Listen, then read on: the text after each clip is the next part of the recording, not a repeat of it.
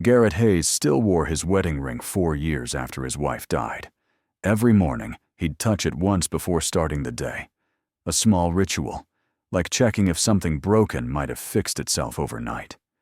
The garage smelled like engine oil and winter air, and his 10-year-old daughter Mia barely spoke on the drive to school anymore.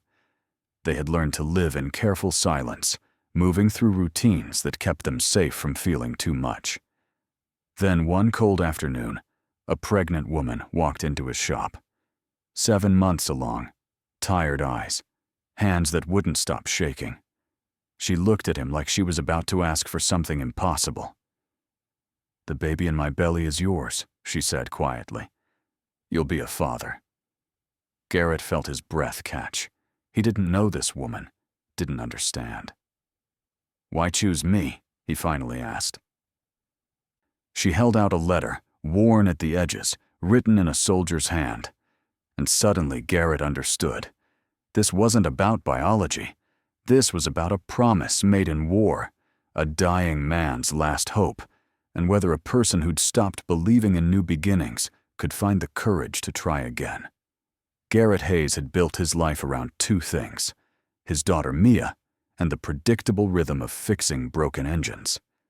Every morning at 6:30, he'd wake to the alarm he'd been using since Claire died, make coffee in the same blue mug she'd given him on their 5th anniversary, and stand at the kitchen window watching the sun come up over the frozen yard. The wedding ring on his left hand caught the light sometimes, a small circle of gold that he'd worn for 14 years. 10 with Claire alive, 4 without her. He never thought about taking it off. That would mean admitting something had ended, and Garrett wasn't ready to admit anything. Mia came downstairs at 7, her dark hair pulled back in a ponytail, her school backpack already packed and waiting by the door. She looked more like Claire every year, same serious eyes, same way of holding her mouth when she was thinking. At 10 years old, she'd learned to be quiet in the mornings, learned that her father needed silence to get through the first hour of the day. They ate breakfast without talking, oatmeal and orange juice, the scrape of spoons against bowls the only sound in the kitchen. Garrett watched her eat and wondered if other fathers felt this distance with their daughters, this sense that he was doing everything right on paper, but missing something essential underneath. The drive to school took 12 minutes. Mia sat in the passenger seat with her backpack on her lap, looking out the window at the houses sliding past, the bare trees, the gray sky pressing down on everything. Garrett kept the radio off. Music felt like an intrusion, like something that might crack open the careful shell they'd built around their grief. When they pulled up to the school, Mia opened the door, said, "Bye, Dad," without looking at him, and disappeared into the crowd of kids streaming toward the entrance. Garrett sat there for a moment, hands on the steering wheel, watching her go. 4 years since Claire died in a car accident on Route 12, and he still didn't know how to talk to his own daughter about it. So they didn't talk. They just kept moving forward, one silent day after another. Hayes Auto Repair sat on the edge of town, a squat brick building with 2 garage bays and a small office that smelled like coffee and old paperwork. Garrett had bought the place 8 years ago, back when he and Claire were still making plans, still talking about maybe having another kid, maybe taking that trip to Montana they'd been putting off. Now it was just him and the cars. He liked the work, liked the straightforward logic of engines, the way every problem had a solution if you were patient enough to find it. Cars didn't need you to talk to them. They just needed you to fix what was broken and send them back out into the world. The morning passed like most mornings. An oil change on a Honda Civic, new brake pads on a Ford pickup. A timing belt replacement that took longer than it should have because the previous owner had done something creative and stupid with the bolts. Garrett worked steadily, methodically, his hands moving through familiar motions while his mind went quiet. This was the best part of the day, the hours when he didn't have to think about anything except the engine in front of him, when the grief that lived in his chest like a second heartbeat went dormant for a while. It was just after 2 in the afternoon when the woman walked in. Garrett was under a Chevy Tahoe, replacing a leaking oil pan gasket, when he heard the office door chime. He rolled out from under the car, wiped his hands on a rag, and stood up to see a pregnant woman standing just inside the doorway. She was young, early 30s maybe, with light brown hair pulled back in a messy bun and dark circles under her eyes that suggested she hadn't been sleeping well. Her belly was round and obvious under her winter coat, 7 or 8 months along if Garrett had to guess. She looked at him with an expression he couldn't quite read.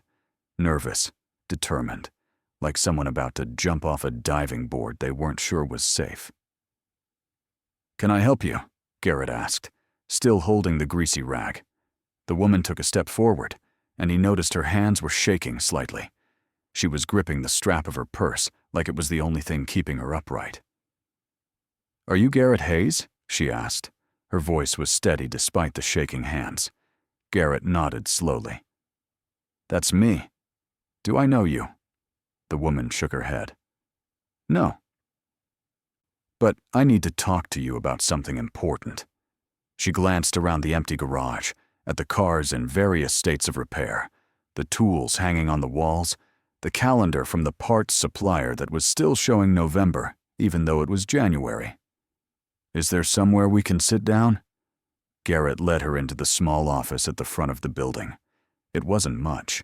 A desk piled with invoices and repair orders, 2 folding chairs, a space heater that rattled when it ran. He gestured to one of the chairs, and she sat down carefully, one hand supporting her belly. Garrett took the other chair, suddenly aware of how he must look. Grease under his fingernails, oil stains on his work shirt, the smell of gasoline that never quite washed off. "What's this about?" he asked. The woman took a deep breath, looked down at her hands, then back up at him. "My name is Rachel Bennett," she said, "and I need to ask you something that's going to sound crazy." Garrett waited. Rachel pulled something out of her purse, an envelope, worn at the edges, the paper soft from being folded and unfolded many times. She held it for a moment, like she was gathering courage, then set it on the desk between them. "6 months ago my husband died," she said quietly. "His name was Tyler Bennett. He was in the Army, deployed to Afghanistan for his 3rd tour. He was killed in an ambush outside Kandahar." She paused, swallowed hard.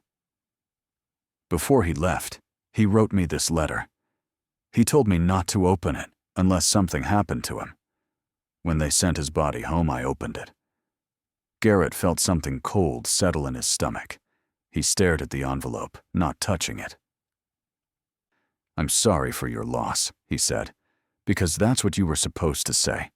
But I still don't understand what this has to do with me." Rachel picked up the envelope and held it out to him.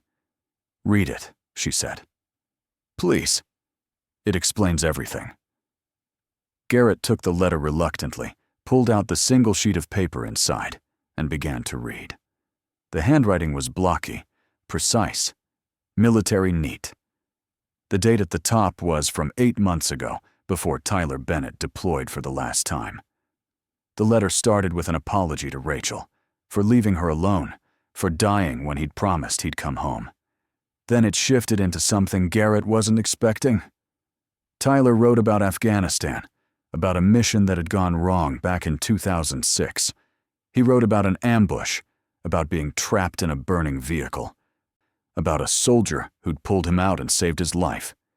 He wrote the soldier's name, Garrett Hayes, and then Tyler wrote something that made Garrett's hands go still on the paper.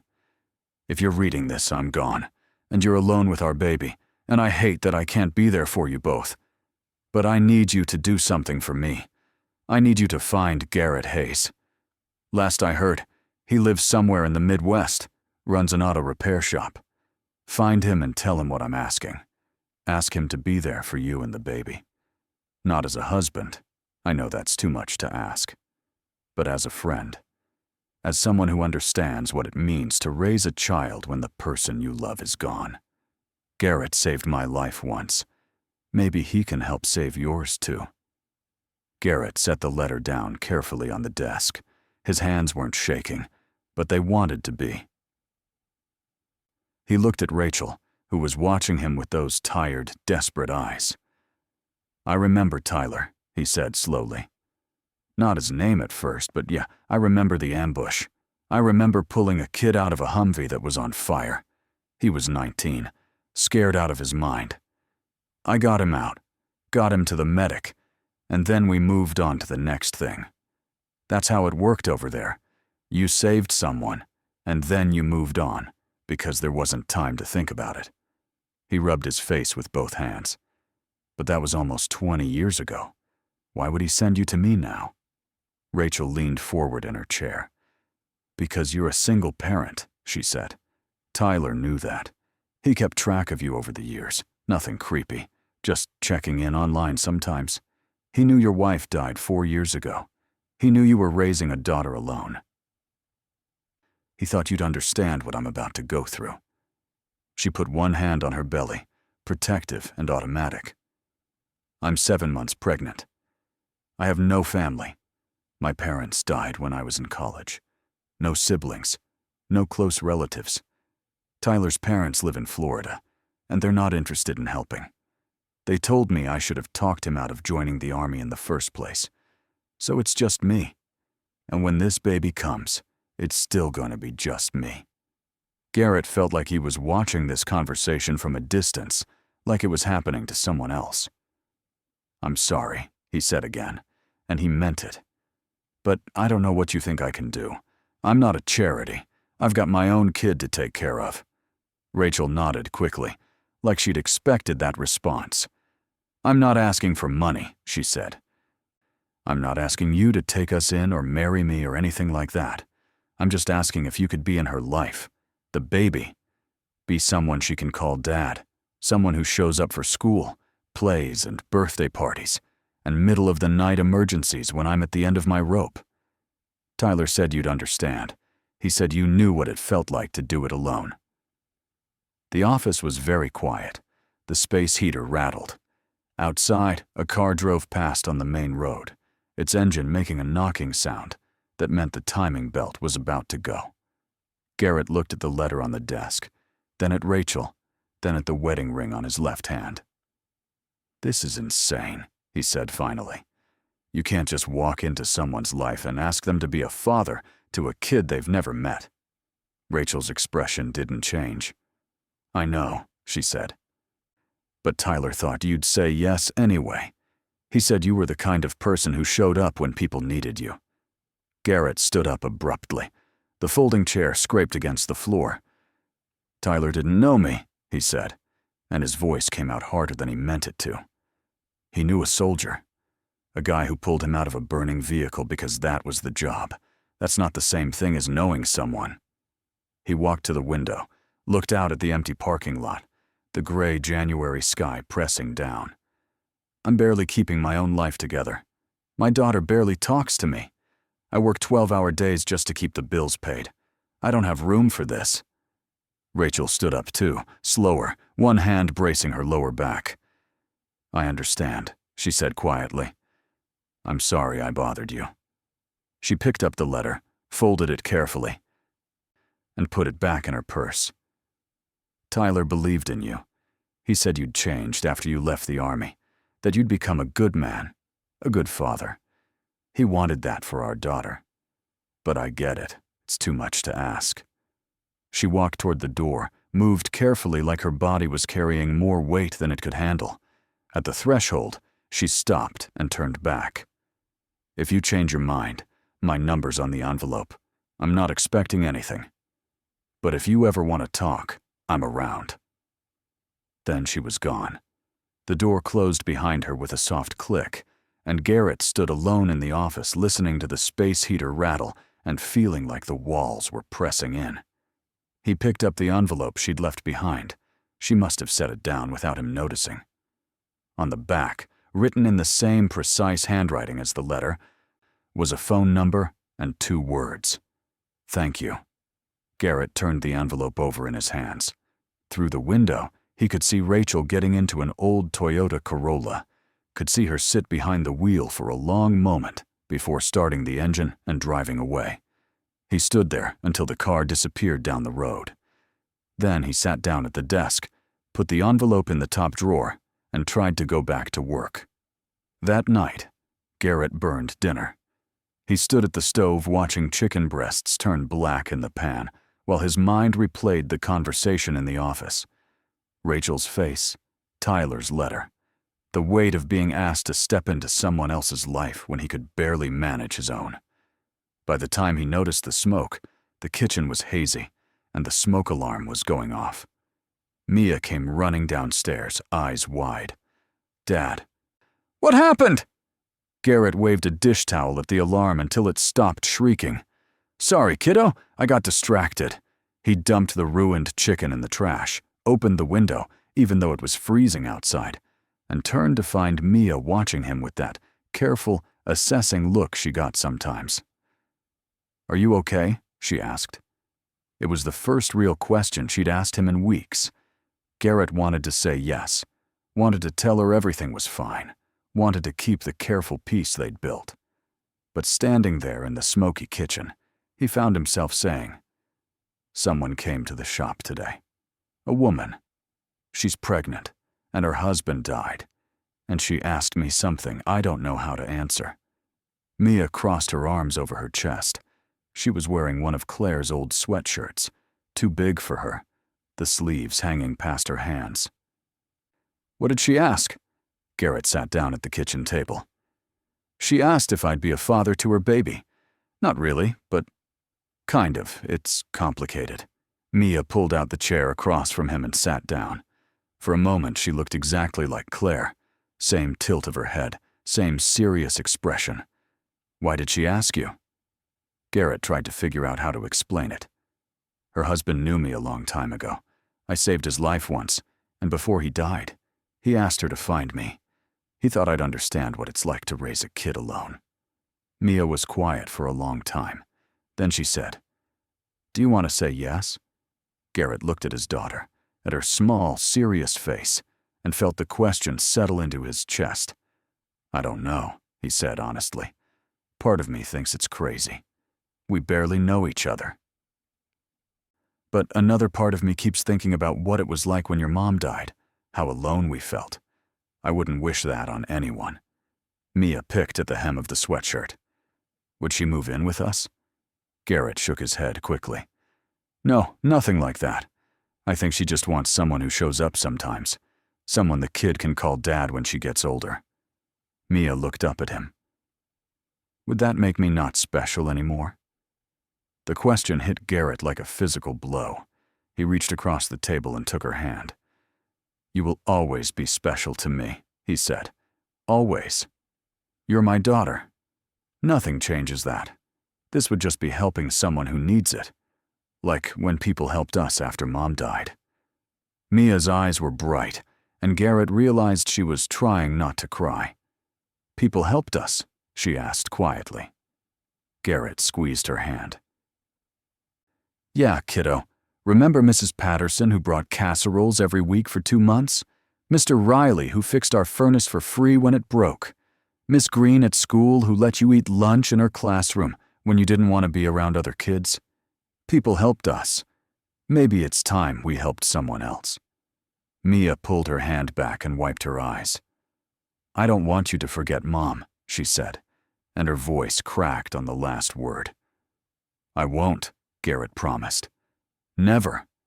Your mom is part of me, part of you. She's not going anywhere." They ordered pizza that night because Garrett couldn't face cooking again. They ate in front of the TV, watching a nature documentary about wolves in Yellowstone, and Garrett kept thinking about Tyler Bennett, a 19-year-old kid in a burning vehicle, scared and trapped, reaching out for help. He'd pulled Tyler out without thinking about it, the same way you'd pull anyone out. That's what you did. You helped. And now Tyler was asking him to help again, but this time it was bigger, more complicated, more permanent. Garrett watched the wolves on the screen move through deep snow, working together to survive, and wondered if maybe that's all any of them were doing, trying to survive and looking for someone to help carry the weight. 3 days passed. Garrett went to work, picked up Mia from school, made dinner that didn't burn. He thought about Rachel constantly, wondered if she was okay, if the pregnancy was going smoothly, if she'd found someone else to ask for help. On the fourth day, Mia came downstairs before breakfast and set her backpack on the table. "I've been thinking," she said. Garrett looked up from his coffee. "About what?" Mia pulled something out of her backpack, a folded piece of paper covered in her careful handwriting. "About the lady with the baby. I made a list of questions you should ask her if you're thinking about saying yes." Garrett took the paper, unfolded it, and read. The list was detailed, practical, written in Mia's neat print. How often would you see the baby? Would you have to pay for things? What if the lady gets married later? What does the baby need that you can help with? What if you change your mind? What if she changes her mind? At the bottom of the page, Mia had written one more line in bigger letters. What would Mom want you to do? Garrett stared at that last question until the words blurred. He looked up at his daughter. "What do you think Mom would want?" Mia sat down across from him. "I think she'd want you to help," she said quietly. "Mom always helped people.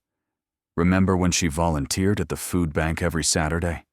And when she paid for that family's groceries at the store because their card got declined? She always said people need people." Garrett folded the paper carefully and put it in his shirt pocket. "When did you get so smart?" Mia almost smiled. "I'm 10. I've been paying attention." They finished breakfast in comfortable silence, and when Garrett dropped Mia off at school, she turned back before getting out of the car. "Dad, if you do this, I'll help. With the baby stuff. I could babysit sometimes or whatever. Just so you know." Then she was gone, disappearing into the crowd of kids, and Garrett sat in the school parking lot, feeling like something had shifted. Like the careful walls they'd built around their grief had developed a crack, and light was starting to come through. That afternoon, Garrett closed the shop early. He sat in the office with the envelope in his hand, Rachel's number written on the back, and thought about all the reasons this was a terrible idea. He barely knew her. He had his own daughter to worry about. He was still wearing his wedding ring, still sleeping on his side of the bed, even though Claire had been gone for 4 years, still not ready to admit that life moved forward whether you were ready or not. But he also thought about Tyler Bennett, 19 years old, and terrified, reaching out from a burning vehicle. He thought about Mia's list of questions and her offer to help. He thought about Claire at the food bank, paying for strangers' groceries, always saying people need people. He picked up his phone and dialed before he could talk himself out of it.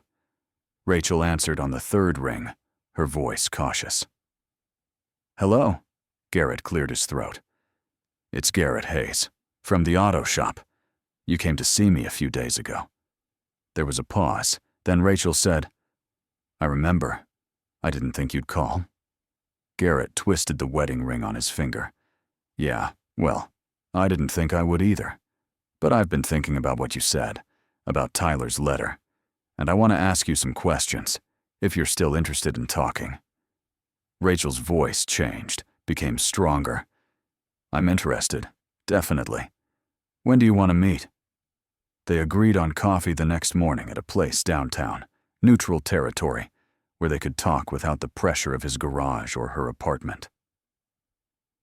Garrett hung up and sat staring at his phone, wondering what he'd just agreed to and whether he'd regret it later. Through the window, he could see the sun setting over the frozen parking lot, the sky turning pink and orange and purple, beautiful and cold at the same time. He thought about Tyler's letter, about being asked to show up for someone, and realized that maybe showing up was all anyone could do. Just keep showing up, keep trying, keep pulling people out of burning vehicles even when you didn't know if it would make a difference. The coffee shop was nearly empty when Garrett arrived. Rachel was already there, sitting at a corner table with her hands wrapped around a paper cup, her belly prominent under a thick sweater. She looked up when he walked in, and Garrett saw relief flood her face. "Thank you for coming," she said as he sat down. Garrett ordered black coffee from the counter, came back, and took the seat across from her. For a moment, neither of them spoke. Then Rachel said, "I wasn't sure you'd actually show up." Garrett wrapped his hands around his own cup. "I wasn't either. But my daughter made me a list of questions to ask you. She's 10 and apparently smarter than me." Rachel's expression softened. "She knows about this?" Garrett nodded. "I told her. Didn't seem right to keep it secret. She was scared at first. Thought it meant I was trying to replace her or forget her mom. But we talked about it. She's the one who said we should help you." Rachel's eyes filled with tears, and she blinked them back quickly. "She sounds like a good kid." Garrett felt his throat tighten. "She is." Best thing I ever did. They sat there in the warm coffee shop while afternoon sunlight slanted through the windows, and Garrett pulled out Mia's list.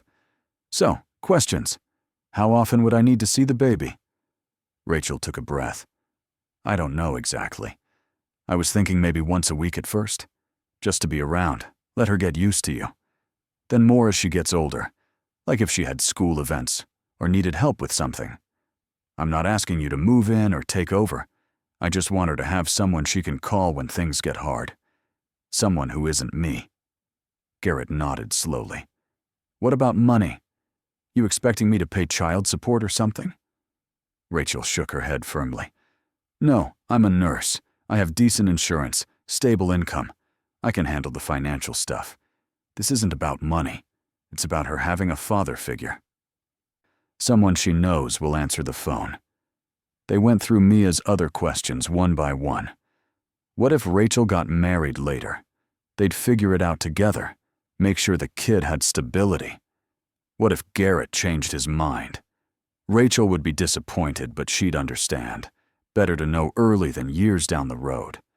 What if Rachel changed her mind? Same answer in reverse. They talked until their coffee got cold, until the winter sun dropped below the buildings, and the coffee shop started filling with the after-work crowd. Finally, Garrett pulled out the last question on Mia's list. "What would my wife want me to do?" Rachel looked at him steadily. "I didn't know your wife, but Tyler told me she was kind. He said he saw a picture of her once, years ago, that you carried in your wallet. He said she looked like someone who cared about people." Garrett reached for his wallet automatically, pulled out the worn photo he'd been carrying for 14 years. Claire smiling at the camera, wind blowing her dark hair. Mia as a baby in her arms. He set it on the table between them. She was kind. Almost too kind. She'd give away everything we had if someone needed it more. Drove me crazy sometimes. He touched the edge of the photo. She would have said yes to you immediately. Wouldn't have hesitated. Rachel picked up the photo carefully, looked at it, set it back down. "Then maybe you should say yes for her." Garrett took the photo back, slid it into his wallet, felt the weight of his wedding ring on his finger. "I'm not doing this for her," he said quietly. "If I do this, it's because I think Tyler was right. People need people. And I know what it's like to be alone even when you're surrounded by people who are trying to help. It's the worst kind of lonely." He looked up at Rachel. "But I need you to understand something. I'm not replacing Tyler. I'm not trying to be your husband or pretend like we're a normal family. I'm just showing up. That's all I can promise." Rachel's voice was steady when she answered. "Showing up is enough. That's all I'm asking for." They sat there while the coffee shop filled with noise around them, two strangers trying to figure out how to build something from grief and duty and a soldier's last request. Finally, Garrett said, "Okay, I'll do it. I'll be there for your daughter. But I need some time to figure out how to explain this to Mia, how to make it work with my schedule. And if it gets too hard, if it's not working, we need to be honest with each other." Rachel nodded, wiping tears from her cheeks. "Thank you. Tyler was right about you. He said you were the kind of person who shows up even when it's hard." Garrett drove home as the sun set, the sky turning dark purple, streetlights flickering on one by one.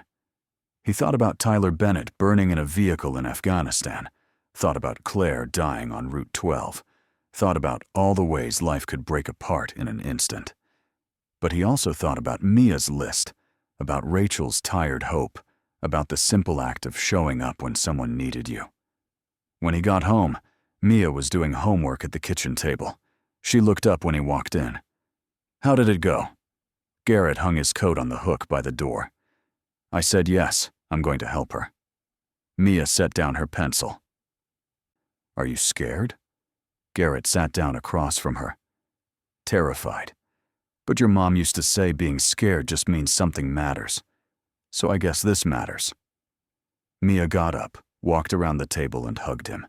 She hadn't hugged him unprompted in months, and Garrett felt something crack open in his chest. "We'll figure it out," Mia said into his shoulder. "We always do." Garrett held his daughter and thought about Tyler's letter, about Rachel's baby who would be born in 2 months, about the strange way life had of forcing you forward even when you thought you were done moving. "Yeah," he said quietly. "We'll figure it out."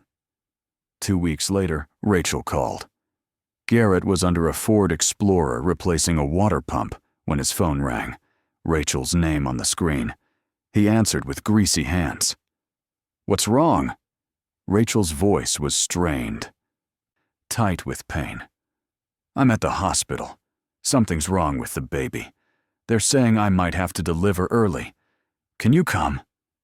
Garrett was already moving, wiping his hands, grabbing his keys. "I'm on my way." "Which hospital?" She told him, and he ran. The hospital was 20 minutes across town. Garrett drove too fast, hands tight on the wheel, mind racing through worst-case scenarios. He thought about Claire in the hospital 4 years ago, thought about helplessness and fear, and the way fluorescent lights made everything look unreal.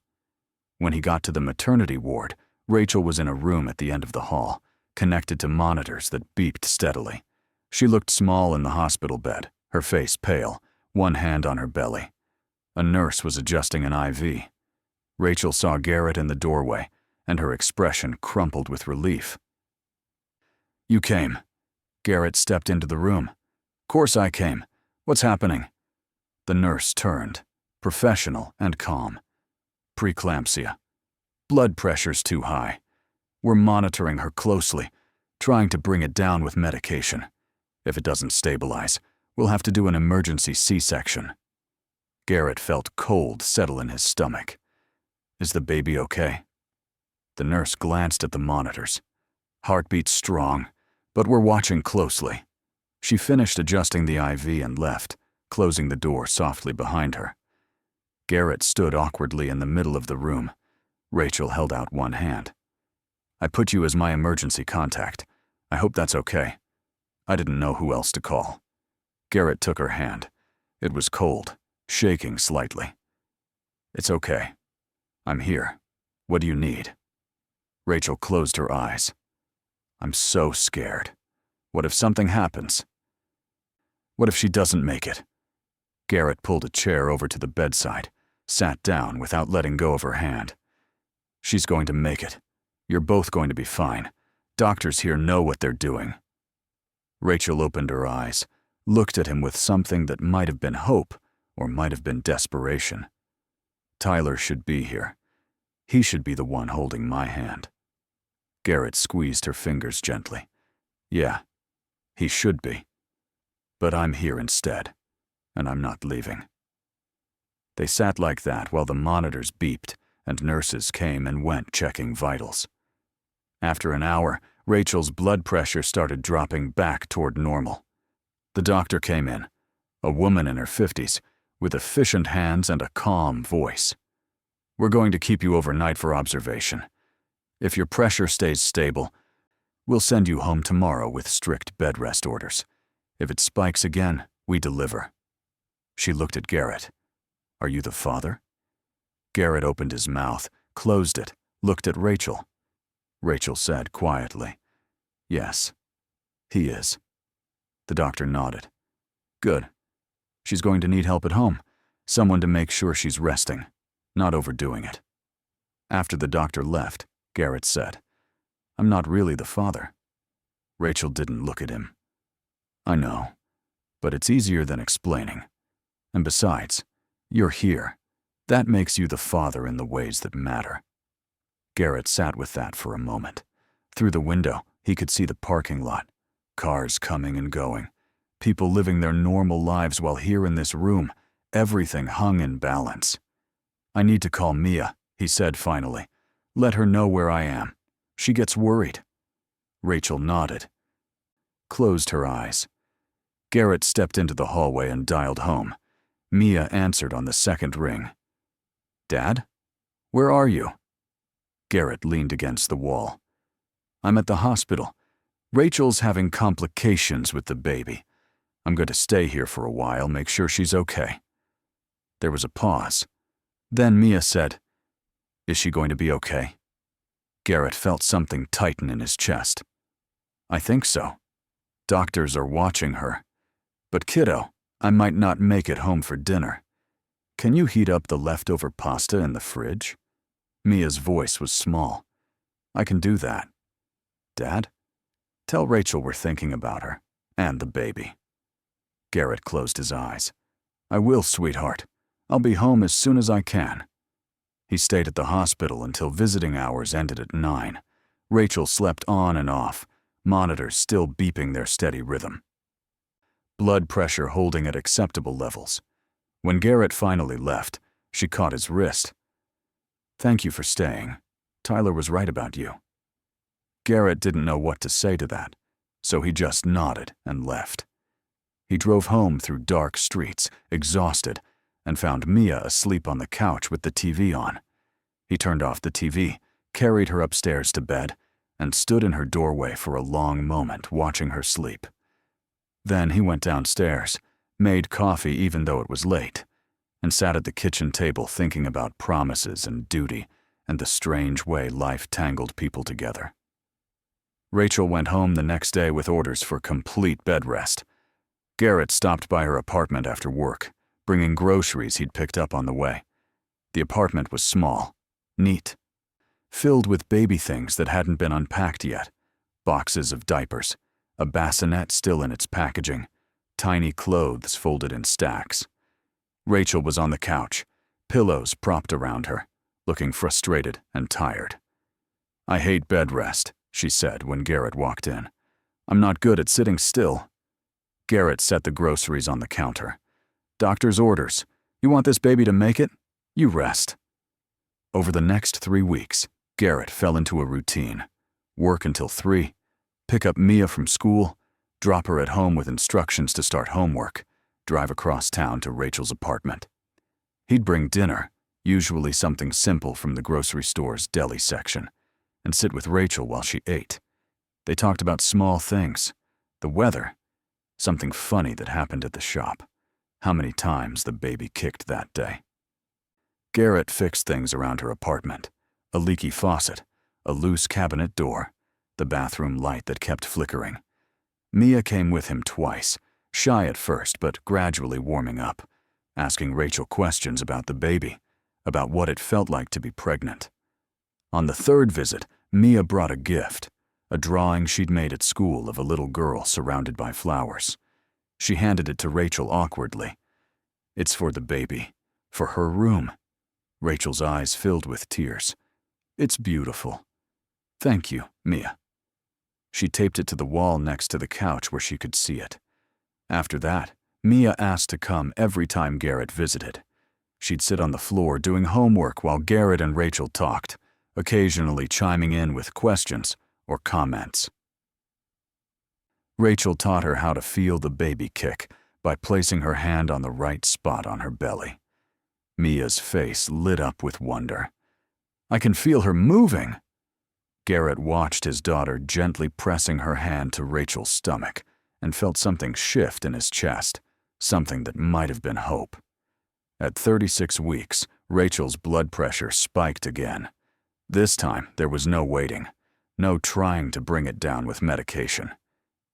Garrett got the call at 6 in the morning. "They're doing the C-section now. I'm scared. Can you come?" He was dressed and in the car within 5 minutes. He stopped at home long enough to tell Mia where he was going. Saw fear flash across her face. "Is Rachel okay?" Garrett gripped her shoulders. "Doctors are taking care of her. I'll call you as soon as I know something. Mrs. Patterson said you can go to her house after school if I'm not back." Mia hugged him hard. "Tell Rachel we love her. And the baby." The hospital was controlled chaos. Garrett found Rachel in pre-op, being prepped for surgery, her face white with fear. She grabbed his hand when she saw him. "I'm so scared. What if something goes wrong?" Garrett held her hand in both of his. "You're strong. You're going to get through this. And in an hour, you're going to meet your daughter." The anesthesiologist came in, started explaining the procedure. A nurse handed Garrett surgical scrubs. "You can be in the room with her if you want. Most fathers choose to be there." Garrett looked at Rachel. She nodded, desperate. "Please, I don't want to be alone." So Garrett found himself in an operating room, sitting beside Rachel's head while doctors worked behind a blue curtain. He held her hand and talked to her about nothing, about the weather, about a car he'd worked on that week, about anything that would keep her mind off what was happening. Rachel squeezed his hand so hard he thought his bones might break. Then there was a sudden cry, sharp and angry, and a nurse said, "It's a girl, strong lungs." Rachel started crying. Garrett felt his own eyes sting. A nurse brought the baby around the curtain, wrapped in a pink blanket, tiny face scrunched and furious. "Here's your daughter," she said, placing the baby in Rachel's free arm. Garrett looked down at the baby, impossibly small, dark hair plastered to her head, eyes squeezed shut against the bright lights. Rachel was crying and laughing at the same time. "Hi, Sophie. Hi, baby girl. I'm your mom." She looked up at Garrett, tears streaming down her face. "You want to hold her?" Garrett shook his head instinctively. "I shouldn't. This is your moment." But Rachel was already shifting the baby toward him. "Please, I want you to. Tyler would want you to." So Garrett took the baby carefully, supported her head the way he'd learned with Mia 10 years ago, and looked down at this tiny person who was somehow partially his responsibility now. Sophie opened her eyes, dark, unfocused, searching. She made a small sound, not quite a cry. Garrett felt something crack wide open in his chest, something that had been frozen for 4 years. He looked at this baby who had no idea her father was dead, who would grow up with Tyler's letter and Garrett's promise, and he whispered, "Hi, Sophie. Your dad was a good man. He saved a lot of people, and I'm going to make sure you know that." Sophie wrapped one tiny hand around his finger. Her grip was surprisingly strong. Garrett looked at Rachel, who was watching him with exhausted joy. "She's perfect," he said. Rachel smiled. "Yeah, she is." They let Garrett stay in recovery while Rachel came out of the anesthesia.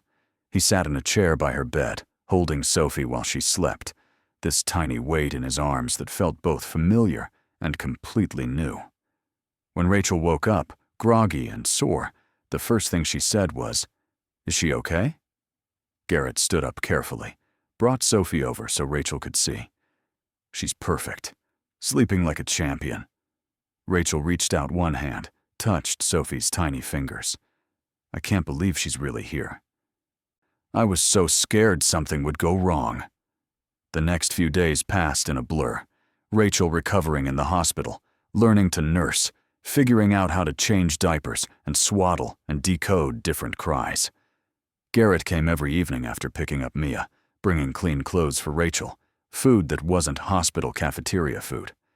Mia held Sophie for the first time and looked up at Garrett with wide eyes. "She's so small. Was I this small?" Garrett nodded. "You were exactly this small, maybe smaller."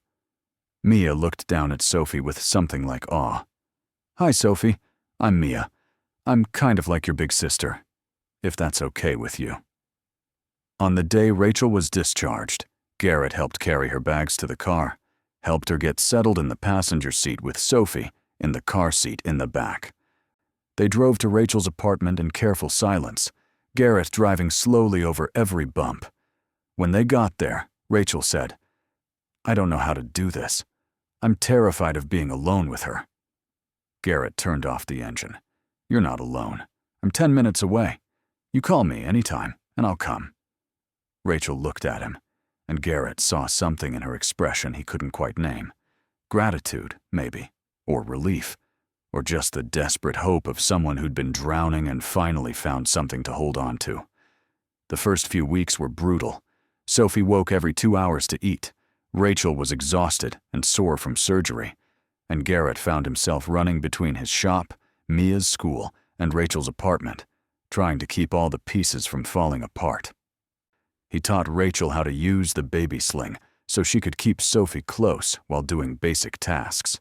He showed up at 2 in the morning when Rachel called sobbing because Sophie wouldn't stop crying, and she was sure something was terribly wrong. He held Sophie while Rachel took her first shower in 4 days, stood guard outside the bathroom door in case she needed help. Mia became his unexpected ally. She started coming to Rachel's apartment after school, doing her homework while helping keep an eye on Sophie. She learned how to warm bottles, how to burp a baby, how to change diapers without getting peed on. She'd hold Sophie and talk to her about school, about her friends, about the book she was reading.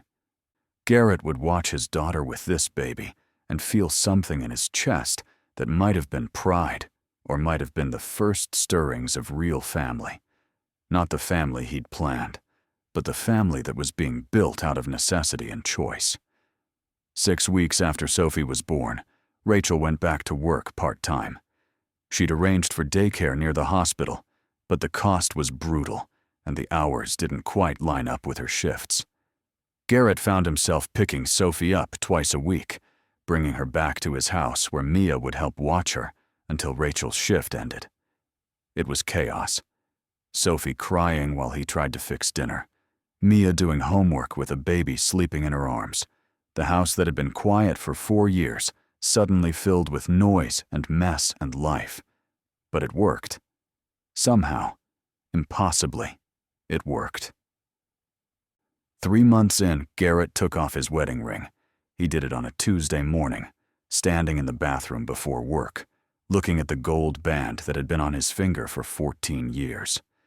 He thought about Claire, about the life they'd built together, about Mia, who looked more like her mother every day. Then he thought about Rachel and Sophie, about showing up at 2 in the morning because someone needed help, about the strange way duty had transformed into something that looked almost like family. He slid the ring off, put it on a chain around his neck where it rested against his heart. When Mia saw it at breakfast, she didn't say anything, just nodded like she understood. That afternoon, Rachel noticed.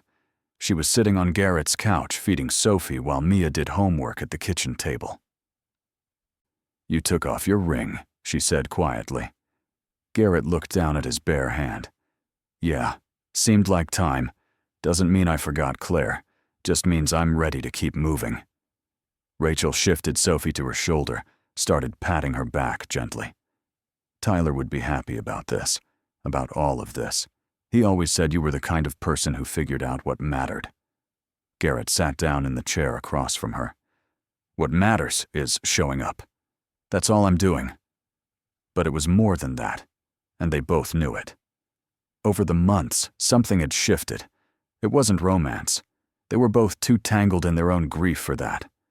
But it was connection, built on 3 a.m. phone calls and shared exhaustion and the simple act of being present when things got hard. They'd become something that didn't have a name, not quite family, not quite friends, but people who'd chosen to show up for each other when the world got too heavy to carry alone. Sophie's first birthday was small. Just Garrett, Mia, and Rachel in Rachel's apartment with a grocery store cake and balloons Mia had picked out. Sophie sat in her high chair, smashing cake into her face, laughing at the mess. Garrett took pictures on his phone, sent one to Mia to save for later. Rachel cut the cake and looked at Garrett across the table. "Thank you," she said, "for everything. For being here. For keeping Tyler's promise." Garrett watched Sophie demolish another piece of cake. "Tyler saved my life when we were 19. Figured I owed him one." But that wasn't the whole truth, and he knew it. He'd stayed not out of debt, but because somewhere along the way, these people had become his people. Sophie called him Dada, not because Rachel taught her to, but because that's who he was to her. The man who showed up, the man who held her when she was scared, who fixed her toys when they broke, who read her stories before bed, when Rachel was too exhausted to keep her eyes open. Mia had become the big sister she'd never asked for, but had embraced completely, making drawings for Sophie's room, teaching her to clap hands, showing her how to stack blocks.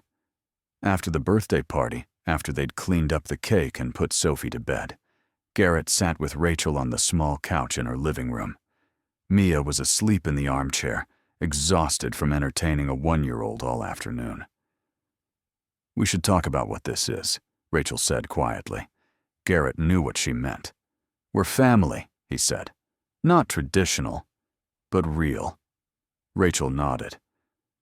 "Sophie's going to start asking questions soon, about why you don't live here, about who her real dad was. We need to figure out what we're going to tell her." They talked until midnight, working out the shape of this strange family they'd built. They agreed to tell Sophie the truth when she was old enough to understand. About Tyler, about Afghanistan, about the letter that had brought them together. They agreed that Garrett would always be Dad, and Tyler would be your father who loved you before you were born. They agreed to keep showing up, keep figuring it out, keep building something that had no blueprint, but worked anyway. When Garrett finally carried a sleeping Mia out to the car, Rachel walked them to the door. "See you Thursday?" Garrett nodded. "See you Thursday." The drive home was quiet, Mia dozing in the passenger seat. The streets empty under street lights. Garrett thought about Tyler's letter, about being asked to show up for someone, about the 4 years he'd spent frozen in grief. He thought about Claire, and how she'd always said, people need people. He thought about Mia's list of questions and her offer to help.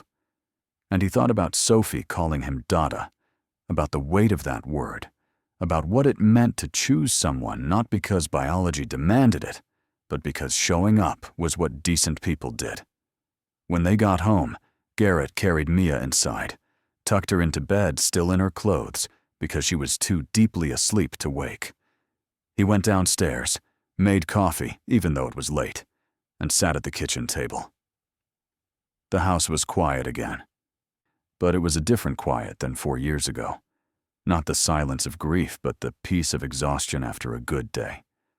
On the table was the photo album Mia had made last year. Our family, written on the cover. Garrett opened it, looked at the pictures inside. Claire holding baby Mia. Tyler in his uniform. Rachel in the hospital with newborn Sophie. Mia and Sophie on the floor, surrounded by toys. Garrett holding Sophie while she slept. He closed the album and looked at the wedding ring on the chain around his neck. "I hope I'm doing this right," he said to the empty kitchen, to Claire, who wasn't there, but somehow always was. "I hope this is what you would have wanted." The house didn't answer, but outside the window, the sun was starting to rise, painting the frozen yard pink and gold. A new day. Garrett finished his coffee, put the album back on the shelf, and went upstairs to sleep. Tomorrow he'd wake up, make coffee in Claire's blue mug, and start again. Tomorrow he'd pick Sophie up from daycare, help Mia with homework, make dinner that might or might not burn. Tomorrow he'd show up because that's what he did now. That's who he'd become. And maybe, Garrett thought as he climbed into bed, maybe that was enough. Maybe showing up was all any of them could do. Just keep showing up, keep pulling people out of burning vehicles, keep building family from the broken pieces of grief and duty and hope. Maybe Tyler had known that all along. Maybe that's why he'd sent Rachel to find him, knowing that sometimes the only way to survive is to let other people help carry the weight. Garrett closed his eyes, felt the wedding ring resting against his heart, and thought about Sophie's small hand wrapped around his finger. Tomorrow he'd wake up and do it all again. And the day after that. And the day after that. Because people need people. Because showing up matters. Because Tyler had asked him to. And because somewhere along the way, he'd stopped doing it out of obligation and started doing it out of love.